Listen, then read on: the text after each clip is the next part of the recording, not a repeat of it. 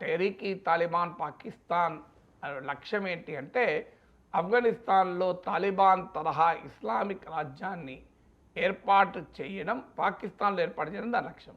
మరి పాకిస్తాన్లో ఇస్లామిక్ రాజ్యం లేదంటే పాకిస్తాన్లో ఉన్నది ఇస్లామిక్ రాజ్యమే, గణతంత్ర రాజ్యం కాదు. ఇది Islamic republic of Pakistan.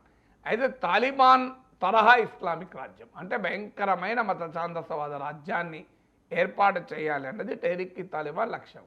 Pakistan భస్మాసురుని సృష్టించింది. ఆ భస్మాసురుడు ఏం చేస్తాడో మనకు పురాణాల్లో కథ లేదా భస్మాసురుడి కథ.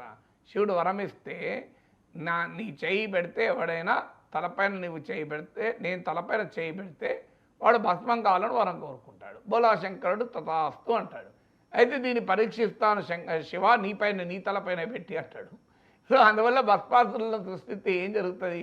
శివుడు భస్మాసురుని వరాన్ని పరీక్షించే క్రమంలో పెద్ద తనను తాను కాపాడుకోవడానికి ఇబ్బంది పడాల్సి వచ్చింది సాక్షాత్తు బోలాశంకరుడికి. ఇక పాకిస్తాన్ లెక్కన.